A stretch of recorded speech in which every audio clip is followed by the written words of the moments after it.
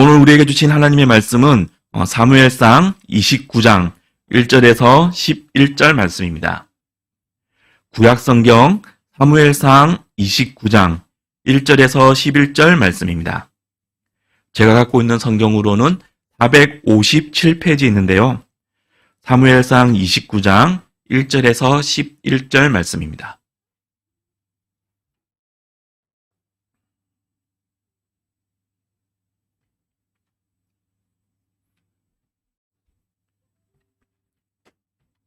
구약성경 사무엘상 29장 1절에서 11절 말씀 457페이지에 있는데요.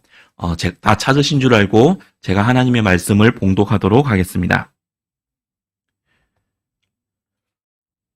블레셋 사람들은 그들의 모든 군대를 아벡에 모았고 이스라엘 사람들은 이스라엘에 있는 샘 곁에 진쳤더라. 블레셋 사람들의 수령들은 수백 명씩 수천 명씩 인솔하여 나아가고 다윗과 그의 사람들은 아기스와 함께 그 뒤에서 나아가더니 블레셋 사람들의 방백들이 이르되 이 히브리 사람들이 무엇을 하려느냐 하니 아기스가 블레셋 사람들의 방백들에게 이르되 이는 이스라엘 왕 사울의 신하 다윗이 아니냐. 그가 나와 함께 있은지 여러 날 여러 해로되 그가 망명하여 온 날로부터 오늘까지 내가 그의 허물을 보지 못하였노라. 블레셋 사람의 방백들이 그에게 노한지라. 블레셋 방백들이 그에게 이르되 이 사람을 돌려보내어 왕이 그에게 정하신 그 초소로 가게 하소서. 그는 우리와 함께 싸움에 내려가지 못하리니 그가 전장에서 우리의 대적이 될까 하나이다. 그가 무엇으로 그 주와 다시 화합하리이까? 이 사람들의 머리로 하지 아니하겠나이까? 그들이 춤추며 노래하여 이르되 사울이 죽인 자는 천천히요 다윗은 만만이로다 하던 그 다윗이 아니니이까 하니 아기스가 다윗을 불러 그에게 이르되 여호와께서 살아계심을 두고 맹세하노니 내가 정직하여 내게 온 날부터 오늘까지 내게 악이 있음을 보지 못하였으니 나와 함께 진중에 출입하는 것이 내 생각에는 좋으나 수령들이 너를 좋아하지 아니하니 그러므로 이제 너는 평안히 돌아가서 블레셋 사람들의 수령들에게 거슬러 보이게 하지 말라 하니라.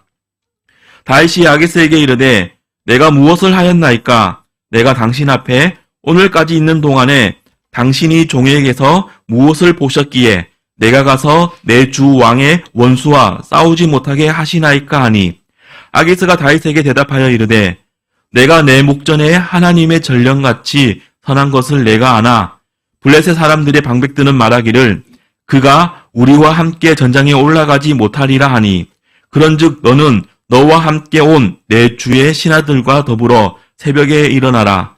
너희는 새벽에 일어나서 발거든 곧 떠나라 하니라. 이에 다윗이 자기 사람들과 더불어 아침에 일찍이 일어나서 떠나 블레셋 사람들의 땅으로 돌아가고 블레셋 사람들은 이스라엘로 올라가니라.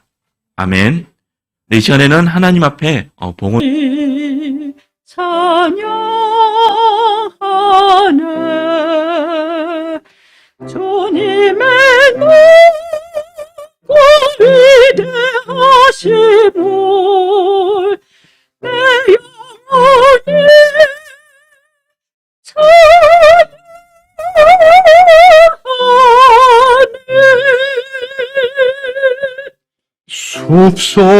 숲속이나 험한 산 골짜기에서 지저귀는 저 새소리들과 고요하게 흐르는 시냇물은 주님의 솜씨 노래하도다. 주님의 높고 위대하심을 내 영혼이 찬양하네. 주님의 높고 위대하심을 내 영혼이 찬양하네.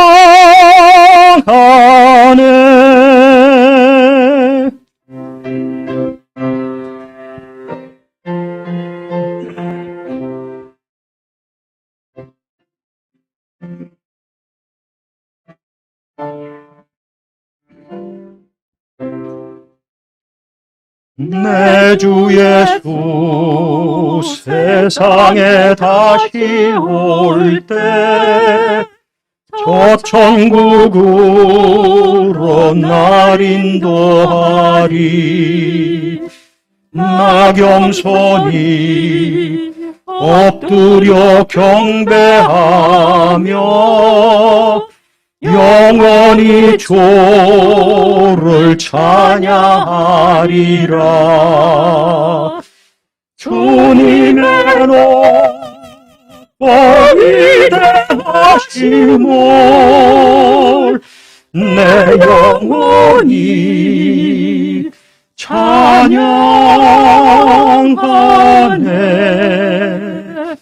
주님의 위대하심을 내 영혼이 찬양하네.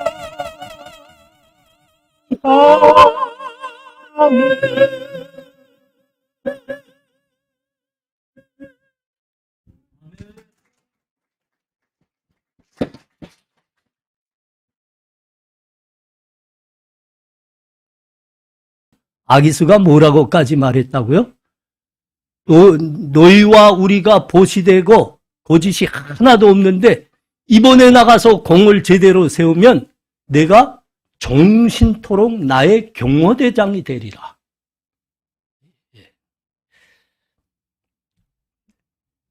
다윗으로는 아주 난감하게 된 겁니다. 이거 절대로 끼어들지 말아야 되는 일이죠. 다윗이 블레셋의 망명 생활을 했던 것은 사울 왕에게 생명의 위협을 받았기 때문입니다.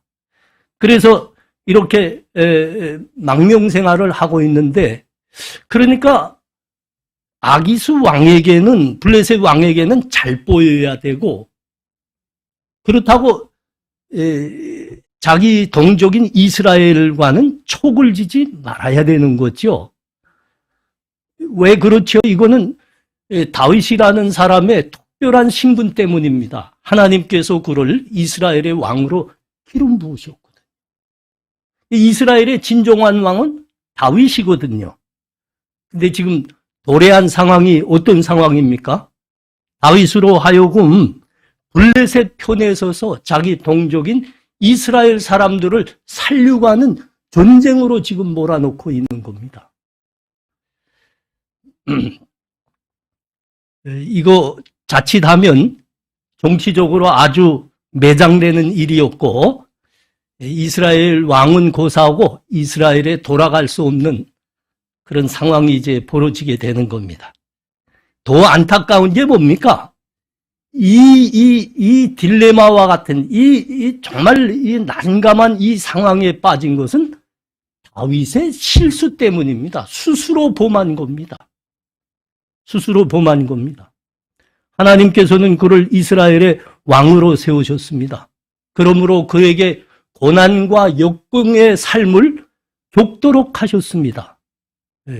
그가 사울에게 쫓기고 있는 것은 우연한 일이 아니었죠. 하나님께서 그 고난을 통해서 연단을 받아 이스라엘의 진정한 목자, 왕이 되거라. 이 하나님 뜻 안에서 되는 겁니다. 근데 그게 만만치 않았죠. 어려웠죠. 그러니까 야, 이건 못 견디겠다. 이렇게 해가지고 인간 스스로의 지혜를 발휘한다 해가지고 넘어간 게 블레셋 땅입니다. 망명 생활을 하는 겁니다. 그래서 어떻게 했다고요? 아기스 왕에게 잘 보여야 되니까 사실은 나가서 그렇다고 해서 먹고 사는 문제가 해결되는 건 아니고, 그래서 이제 자기와 함께한 백성들을 먹여 살리기 위해서 저기 다른 종족들을 가서 침노하곤 했는데, 그때 저 이스라엘의 대족들인 아말렉을 비롯한 그 대족의 족속들을 치고 냈죠. 그러고는 돌아와서 아기스 왕에게는 사실과 맞지 않는 말을 하는 겁니다.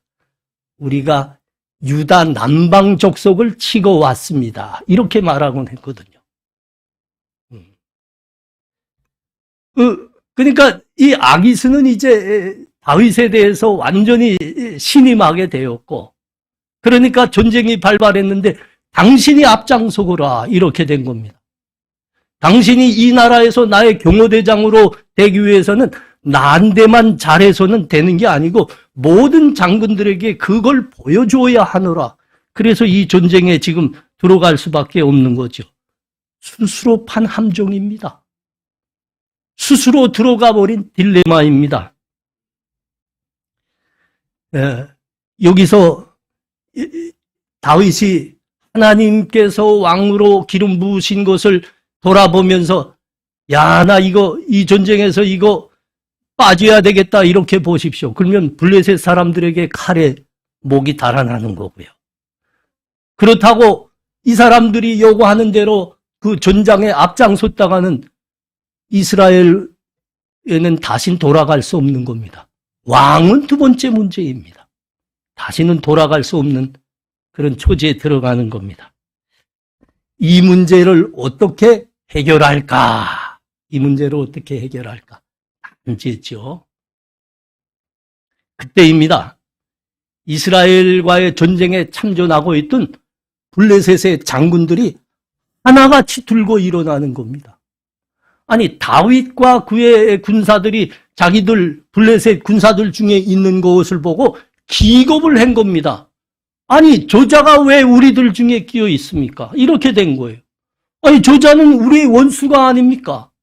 저자는 이스라엘 사람들이 사울은 천천히요, 다윗은 만만히로다 칭송하는 사람 아닙니까? 이제 저 사람이 더 할 일이 무엇이겠습니까? 우리 뒤에 비수를 꽂고 우리의 목을 가져다가 그 왕 사울에게 바치는 길밖에 더 있겠습니까? 아니, 아기스 왕이 아니요, 내가 그가 우리와 함께 있는 동안 그에게서 거짓을 본 적이 없어. 그들은 우리에게 충실했을 뿐이요. 우리 이야기도 안 듣습니다. 막무가내입니다. 어디까지 간다고요? 거의 반란 수준에까지 도달하면서 다윗은 우리하고 함께 있지 못한다. 극구 반대를 하는 겁니다. 그래서 이 문제가 해결되는 겁니다. 다윗의 딜레마가 해결됐고 다윗이 빠졌던 함정에서 살아나게 된 겁니다. 우리가 자세히 보면 스스로 빠졌던 함정에서 스스로 헤쳐나온 게 아니죠. 깊이 들어자 보십시오. 그 뒤에서 역사하신 분은 하나님이신 겁니다. 하나님께서 다윗을 이스라엘의 왕으로 기름 부으셨습니다. 그러므로 다윗을 이스라엘 모든 백성 앞에 그의 고결함을 끝까지 지켜야 되는 겁니다. 종래는 왕으로 세우시겠다 그 약속을 이루시려 하시는 겁니다. 하나님이 그 뒤에서 역사하셨다니까요. 그 족장들, 이 블레셋 군사들의 전선 사령관들 마음에 역사하셔서 절대로 안 된다. 저자는 절대로 우리하고 나가면 안 된다. 극구 반대하게 하였던 겁니다. 하나님의 역사입니다. 하나님의 역사. 오늘 본문은 당신의 백성을 향하신 하나님의 은혜가 얼만큼 큰 것인가를 우리들에게 말씀하는 겁니다. 여러분, 우리가 지금 보고 있는 사무엘서에 그 특징이 있습니다. 이 특징이 뭔가 하면 믿음의 사람 다윗과 하나님을 믿지 않는 사람 사울의 두 사람의 인생을 비교해서 대조적으로 기록했다는 겁니다. 이 두 사람의 비교를 통해서 하나님께서 당신을 따르는 믿음의 백성들을 어떻게 대우하는가? 대조적으로 하나님을 불신하고 믿지 않는 이 사람들은 하나님께서 어떻게 다루어 가시는가를 비교해서 우리들에게 보여주고 있는 거예요. 이게 사무엘서의 특징입니다.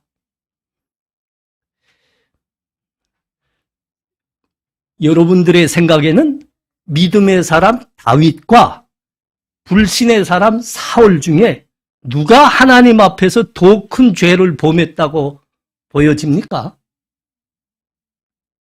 누가 더 큰 죄를 지었을까요? 이 대조적인 사건들이 나옵니다. 우선 사울입니다. 사울의 죄가 뭡니까? 하나님께서 그를 왕으로 세우시고 말씀하셨죠. 이스라엘의 대적인 아말렉을 진멸하라. 진멸하되 사람뿐만 아니라 그들이 가진 모든 소유도 진멸하라 그랬습니다. 근데 이 말씀을 이렇게 행하다가 보니까 사울의 생각이 달라지는 거예요. 아니, 그 아말렉 사람들이야 우리의 대적들이니까 모두 진멸하는 건 맞습니다. 그런데 그들의 소유는 왜 진멸하지요? 그 살이 피둥피둥 찐 그 우양을, 소와 양을 왜 다 죽여버리는 겁니까? 그건 전리품 아닙니까? 그래서 하나님의 말씀을 그대로 행하지 않습니다. 그러니까 하나님 말씀 앞에서 해석을 가한 겁니다. 사람의 이성으로 해석을 가한 겁니다. 사람의 생각이 훨씬 멋있어 보였거든요. 하나님 말씀보다. 그래서 자기의 생각대로 했습니다. 여러분, 이것이 사울의 죄입니다. 다윗의 죄는 뭘까요? 사무엘 하에 넘어가면 그게 나옵니다. 자기의 충성스러운 휘하 장군이 있었습니다. 그 아내가 밧세바입니다. 근데 그 아내를 간음하는 죄를 범합니다. 그리고 어떻게 했다고요? 그것을 숨기고 싶어서 그 충실된 그 장군 우리아를 음모적인 방법으로 죽음에 몰아였습니다. 근데 우리가 이 말씀들을 쭉 다 읽어보면 하나님께서 이 두 사람을 차별적으로 대하십니다. 차별적으로. 어떻게 대하셨다고요? 사울에 대해서는 그 후손에 이르기까지 죄를 다 묻습니다. 그 후손에 대해서 하나님께서 어떤 징모를 가하실 때마다 하시는 말씀입니다. 너희 조상 사울이 나의 명령을 어기고 아말렉들을 진멸하지 않았기 때문이니라. 후손에까지 그 죄를 묻으셨다고요. 그런데 다윗에 대해서는 어떻게 했다고요? 전혀 사울과 다르게 대하십니다. 하나님께서는 그에게 긍휼만 베푸시는 겁니다.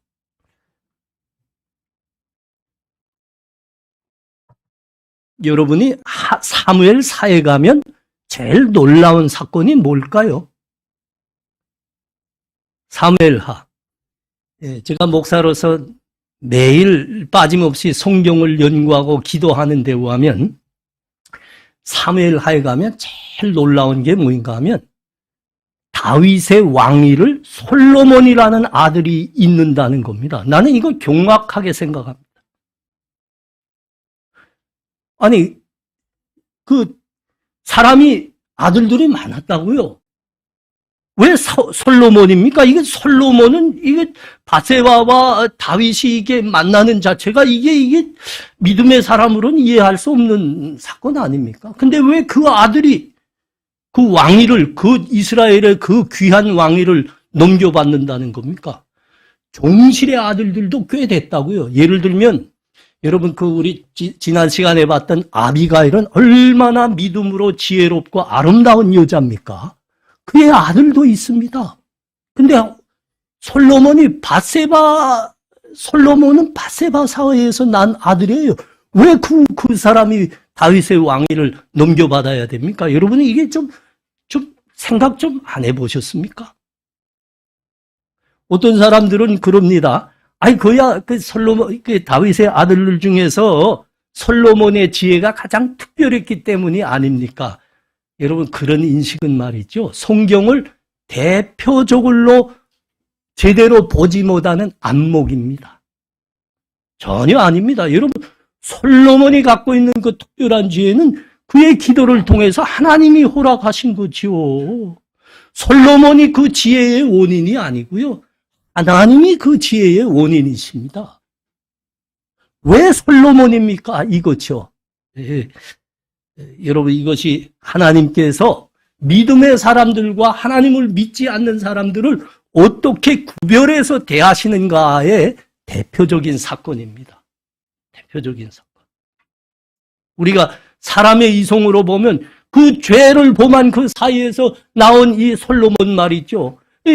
여러분, 우리나라 역사, 왕들의 역사를 봐도 이거는 우리나라 사람들 잘 이해할 수 있는 거 아닙니까? 왜 솔로몬입니까? 그거는 족자가 아니지 않습니까? 이렇게 됐죠. 사람의 이성으로는 이게 이해가 안 됩니다. 그런데 믿음의 사람들과 불신의 사람들을 구별하여 대하시는 하나님의 은혜가 어떤 것인지를 우리가 생각하고 다시 들여다보면 이 사건이 넉넉히 이해가 되더라 이겁니다. 하나님의 은혜입니다. 하나님의 은혜. 설사 실수를 하였을지라도 그 실수를 실수대로 두시지 않으시고 그 실수 중에서도 도우시고 구원해 주시는 하나님의 은혜 때문에 솔로몬이 왕이 될 수 있는 거예요. 성경에 기록된 모든 믿음의 사람들 이렇게 한 사람 한 사람 보면 예외 없이 다윗과 같이 실수하는 사람들입니다. 예외 없이 연약한 사람들입니다. 하나님의 은혜로 그 자리까지 간 거죠. 우리가 믿음의 조상 하면 아브라함 아닙니까? 아브라함이 어떤 사람입니까? 아브라함을 생각하면 믿음의 조상입니다. 근데 조금 더 깊이 생각하면 남자로서 좀 부끄러워집니다. 아브라함에 대해서 생각하면. 여러분, 이 장가간 사람들, 아내와 가정을 둔 남자들 절대 이 아브라함처럼 하면 이게 창피한 일입니다. 창세기 12장과 20장에 그게 기록되어 있는데 12장에서는 어떻게 된다고요? 그가 아브라함이 사는 땅에 기근이 들었습니다. 그래서 애굽에 가서 살아야 됐습니다. 애굽으로 내려갔는데 글쎄 애굽 사람들이 자기 아내 사라를 쳐다보는 눈길이 심상치 않아요. 겁이 도록 난 겁니다. 그래서 뭐라고 했다고요? 이건 내 아내가 아니고 내 누이요 그랬습니다. 그러니까 바로 왕이 후궁으로 데려간 거죠. 데려간 겁니다. 누이라고 했으니까. 근데 하나님께서 족시 개입하시더라고요. 족시! 야, 너 죽을래? 그 아브라함의 아내니라 당장 놓아 죽어라. 당장 아브라함에게 보내 죽어라. 이렇게 된 겁니다. 여러분, 그때 아마 그 중에 제일 기겁한 사람이 누굴까요? 바로 왕이죠. 아니, 하나님, 나는 그 사람 아브라함이 자기 누이라고 해서 정당하게 그에게 결혼 예물까지 듬뿍 주고 데려왔습니다. 나 죄가 없습니다. 하나님이 뭐라고 하신다? 너 죽을래? 보내라. 아브라함의 실수입니다. 그런데 하나님이 함께 하시더라. 20장에는 똑같이 자기 아내를 아비멜렉 왕 앞에 가서 그 누이라고 이렇게 거짓말해서 또 아비멜렉의 그 후궁으로 들어보내는 똑같은 사건인데 이 사건은 자세히 보면 정말 경악스러워요. 바로 얼마 전에 무슨 일이 있었는가 하면 하나님께서 아브라함과 사라에게 찾아오셨거든요. 그리고 약속하셨습니다. 아브라함아, 사라야, 내년 이맘때에 너희에게 아들이 있으리라 이렇게 약속을 하셨습니다. 그런데 몇 달 지나서 아비멜렉이 사는 땅에 갔다가 글쎄 자기 누이라고 보내는 거예요. 아니, 임신이 몇 개월 된다고요? 우리 어머니들 10개월입니다. 아니, 이미 사라가 임신 중에 있었던 겁니다. 한데 어떻게 이 짓을 해요? 이게 아브라함이란 사람이. 근데 하나님이 또 어떻게 하셨다고요? 즉시 아비멜렉에게 나타나서 너 죽을래? 너 죽을래?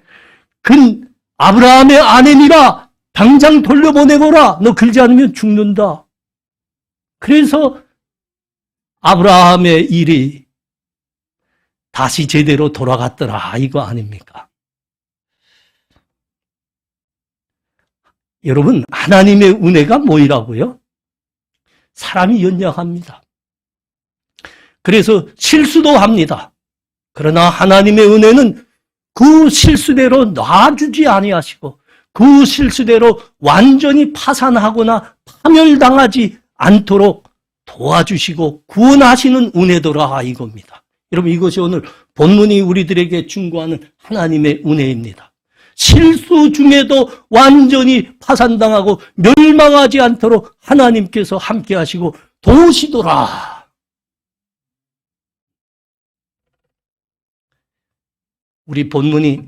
오늘 본문이 우리들에게 전하는 귀한 그리고 큰 교훈입니다. 여러분, 우리가 살아가고 있는 삶의 현장은 그냥 먹고 사는 현장이 아닙니다. 우리가 살아가고 있는 직장, 가정, 우리 이웃들, 하나님께서 우리들로 하여금 너희가 그 속에서 살아내거라 하고 불러주신 소명의 현장입니다. 그걸 힘들다고 건너뛰지 말라 하십니다. 그 중에 겪으면서 감당하라고 우리를 보내주신 겁니다. 교회가 무엇이라고요? 우리 주의 복음과 하나님 나라 위에서 하나님께서 우리를 왕같은 제사장들로 세워주시면서 우리 하나님의 나라와 복음을 위해서 헌신하라고 불러주신 사명의 현장입니다. 건너뛰면 안 됩니다. 건너뛰면 안 됩니다. 담대하셔야 됩니다. 담대하셔야 됩니다. 감당하셔야 됩니다. 오늘 본문이 그 말씀하는 겁니다. 담대하라. 너희가 연약해서 실수할 수도 있느니라. 그러나 그 실수 중에도 우리 하나님은 함께 하시느니라. 너희를 도우시리라. 너희를 구원하시리라. 너희는 담대하라. 마태복음 14장에 가면 밤에 물 위로 걸어오시는 우리 주님에 대한 기록이 있죠. 이 야밤 삼경이 지난 때입니다. 아마 4경쯤 되었을 겁니다. 그 심한 밤에 글쎄 제자들이 배 타고 가고 있는데 우리 주님께서 그 제자들에게로 걸어서 바다 위를 걸어서 오시는 거예요. 제자들이 뭐라 그랬다고요? 유령이야. 그건 저 유럽식 표현이고 우리나라 말로 하면 뭡니까? 밤에 도깨비 같은 거 이렇게 오면 뭐라? 귀신이야. 제자들이 귀신이야 하고 놀랐죠. 근데 베드로가 가만 보니까 우리 주님입니다. 그래서 말을 했습니다. 주님, 혹시 주님이시면 나도 주님처럼 바다 위를 걸어오라 말씀하세요. 주님이 말씀하셨죠. 그래, 나노라. 걸어오거라. 그래서 베드로가 기쁨으로 바다를 첨벙 뛰어들었습니다. 주님처럼 걸어갔습니다. 바다 위를 걸어갔다니까요. 한참 걸어가는데 글쎄 돌풍이 불면서 큰 파도가 일어나자 베드로가 정신이 번쩍 드는지 바다 속으로 두려워서 빠져들어갔죠. 소리칠 수밖에 없었습니다. 주여 구원해 주옵소서. 손을 뻗쳤죠. 그때 우리 주님이 즉시 손을 내밀었다 하십니다. 빠져들어가는 베드로를 향해서 즉시 손을 내밀었다면 베드로를 잡아서 다시 물 밖으로 끌어내셨죠. 그리고 한 말씀입니다. 믿음이 작은 자여 왜 의심하였느냐. 왜 의심하였느냐.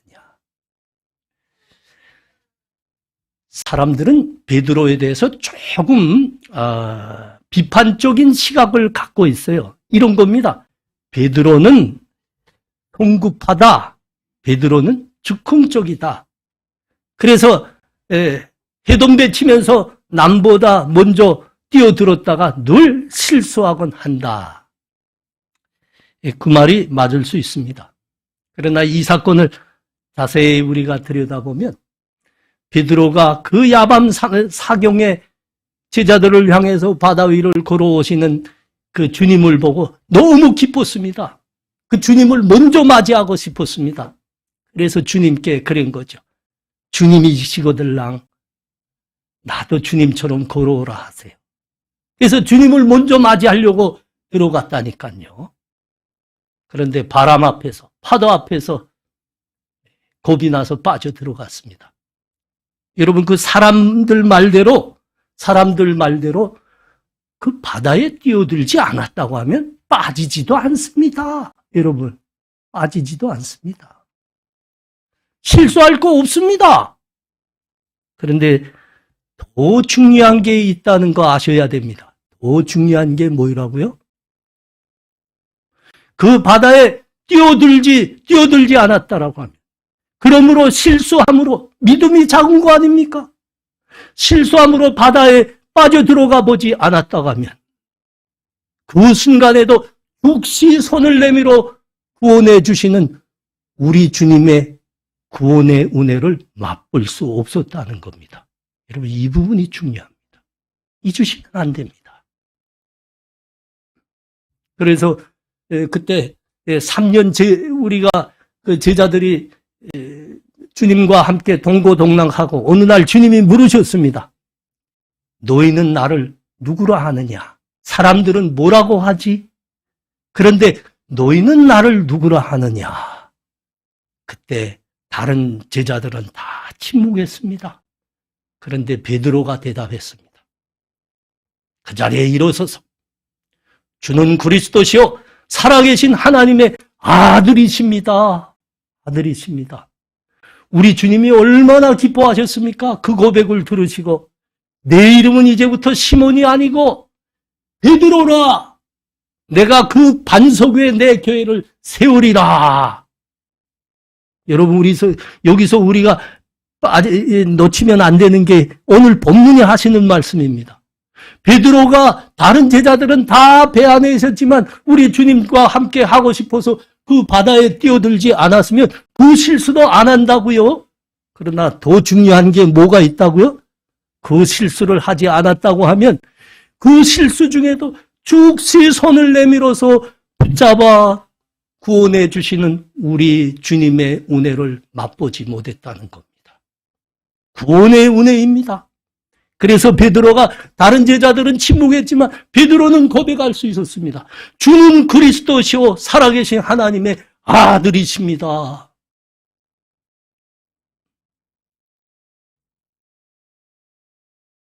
우리가 오늘 본문을 보면서 모세 할아버지 이야기를 빼놓으면 안 될 것 같습니다. 이 모세 할아버지 이야기를 자세히 보면 참 재미나고 흥미로워요.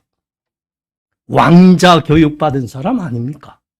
그러니까 누구보다도 자격이 있었어, 누구보다도 가능성이 많은 사람이었습니다. 이 사람 모세가 40살에 한번 그러므로 내가 아니면 누구냐 이거죠. 그래서 나서봤습니다. 실패했습니다. 그리고는 쫓겨갔습니다. 저 미디안 광야라는 그 험한 광야 속으로 쫓겨갔습니다. 그곳에서 40년 동안 헤매며 살았습니다. 근데 그가 80세 날 때 하나님께서 느닷없이 그에게 나타나셨습니다. 그리고 하시는 말씀입니다. 모세야, 내가 내 백성들의 그 울부짖음을 들었노라. 너는 애굽으로 들어가 내 백성들을 구원해내거라. 그때 모세의 대답이 뭡니까? 기겁했지요, 모세야말로. 아이고야, 하나님, 나 지금 나이 몇인지 혹시 아시나요? 80입니다. 80. 이제 그냥 인생 다 끝났습니다. 이 나이에 뭐하라 하는 겁니까? 나는 못 갑니다. 이겁니다. 그러자 하나님이 기적을 보여주었습니다. 지팡이가 뱀이 되게 하고 멀쩡했던 몸에 문둥병이 나고 그 문둥병이 다시 깨끗이 사라지고, 그런데도 모세는 못 믿겠다 했습니다. 나 못 들어갑니다. 보낼 만한 자를 보내시옵소서. 그러는 겁니다.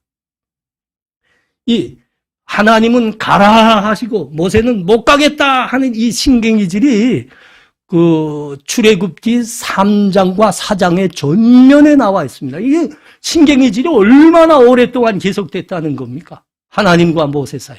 난 못 갑니다. 하나님은 가라!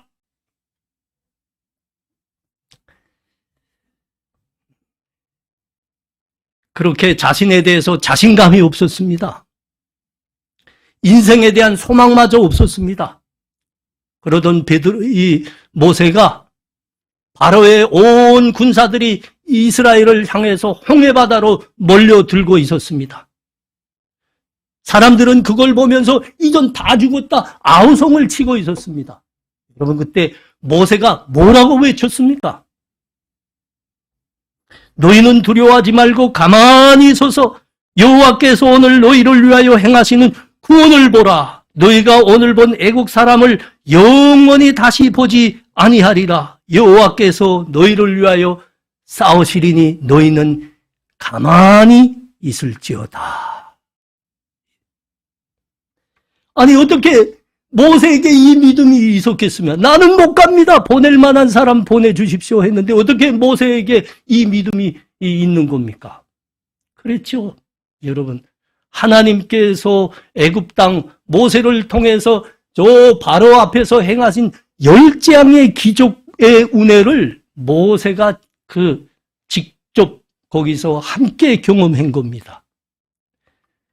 하나님께서 저 애굽에 행하신 그 10재앙의 그 기적은 사실은 완악한 바로의 목을 꺾으시기 위해서 행한 거인데 더 깊이 들여다보니까 그보다 먼저 그보다 더 중요하게 모세를 위해서 행하셨더라 이겁니다.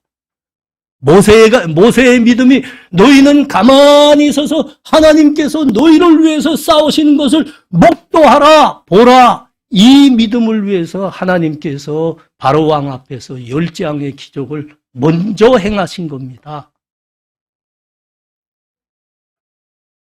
만일 모세에게 이 믿음이 없었다면 이스라엘의 그 광야 40년 강약길은 사실은 시내산에서 끝나버립니다. 우리가 다 압니다. 시내산에서 금송아지 사건이 있었다는 것. 우상숭배 사건이 있었다는 것. 사실은 애굽에서 구원받는 것은 잠깐이고 쉬운 일이죠. 더 어려운 게 뭐라고요? 40년 동안 광야에서 먹을 것도 없고 입을 것도 없고 마실 것도 없는데 40년을 쉬지 말고 가야 됩니다. 그게 더 어려웠죠. 사실은 그 길이 그렇게 어려웠기 때문에 시내산에서 끝나버린다고요. 아, 이스라엘 사람들이 그러지 않았습니까? 우리를 인도해낸 저 모세가 지금 어디 가서 죽었는지 우리가 모르노라. 이전 어떻게 하랴? 우리를 인도할 금송아지를 만들자. 하나님이 그것을 보면 뭐라 했습니까? 내가 이 백성을 다 진멸하리라. 그리고 모세 너로 새로운 민족을 시작하리라. 그러셨어요. 그때 모세가 하나님 말씀이 맞습니다. 나도 이런 완악한 놈들하고는 다시 못 해먹겠습니다. 에이쌍. 그걸로 끝난 거죠. 끝났어요. 이스라엘의 광야 생활은 가나안에 못 갑니다. 그런데 하나님이 백성의 실수 중에도 함께 하시며 도우시며 구원하신다는 그 믿음이 있었기에 다시 하나님 앞에 엎드렸습니다. 주여 이 백성을 용서하지 아니시거들랑 나도 함께 진멸하소서. 주여 은혜를 베푸소서 구원해 주옵소서. 그래서 이스라엘 백성들이 끝까지 약속의 땅에 들어갈 수 있었습니다. 우리 사랑하는 성도님들, 지금 우리가 살고 있는 삶의 현장, 하나님이 맡기신 현장입니다. 담대하게 살아가셔야 됩니다. 우리가 교회에서 이렇게 생활하는 것도 하나님이 우리를 왕같은 제사장으로 세워주시면서 우리들에게 부탁하신 사명의 현장입니다. 감당하셔야 됩니다. 감당하셔야 됩니다. 건너뛰지 말고요. 회피하지 말고요. 담대하게 살아가셔야 됩니다. 하나님이 실수 중에도 함께 하신다 하시지 않습니까? 우리가 하나님께 이 삶의 연장은 하나님이 나를 소명으로 부르신 것이다. 이 교회는 하나님께서 나를 사명으로 부르신 것이다. 이런 마음을 가지고 둘러보면 우리에게 해야 할 일들이 보이는 겁니다. 여러분, 그 해야 할 일들을 위해서 그 해야 할 일들에 뛰어들면 장애도 보이게 됩니다. 장벽도 보이게 됩니다. 그 장애와 장벽이 두렵다고 뛰어들지 않으면 실수 같은 거 안 합니다, 여러분. 손가락질 같은 거 받지도 않습니다.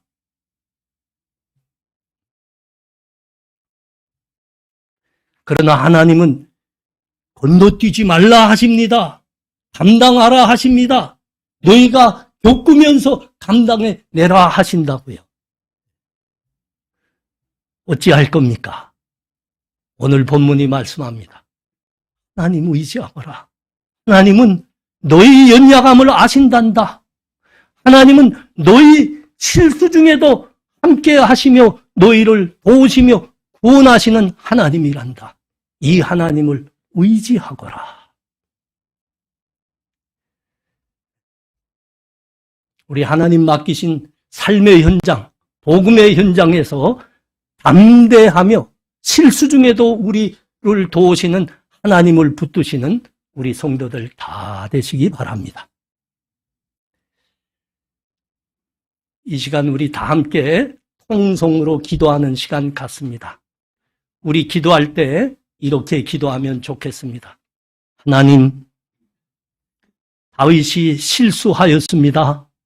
그러나 하나님께서는 다윗의 실수를 실수로 남겨놓지 않으시고 그 실수 중에도 함께 하시며 도우시고 구원하신 우리의 하나님이셨습니다. 하나님, 그렇습니다. 우리가 연약해서 어떤 때는 삶의 현장을 회피하기도 쉽습니다. 그러나 실수 중에도 함께 하시고 구원하시는 우리 하나님 믿습니다. 하나님, 우리와 함께하여 주시옵소서. 삶의 현장에, 복음의 현장에 함께하여 주시옵소서. 이 시간 이렇게 우리 다 같이 통성으로 기도합니다. 하나님, 은혜를 감사합니다. 믿음의 사람 다윗이었지만 연약한 것을 어찌할 수 없었습니다. 걸음마다 실수했습니다. 그러나 하나님, 그 실수 그대로 남기셔서 파산하고 파멸되게 하지 아니하시고 하나님 사랑하셔서 그 실수 중에도 도우시며 구원하시는 우리 하나님이셨습니다. 그렇습니다. 하나님, 우리의 삶의 현장, 복음의 현장 다 하나님 우리에게 회피하지 말고 감당하라 하셨습니다. 오늘 담대하라 하십니다. 실수 중에도 도우시는 우리 하나님 붙들고 담대하게 살아내라 하십니다. 하나님, 우리에게 그 담대한 믿음 주시옵소서. 예수님 이름으로 기도합나이다. 아멘.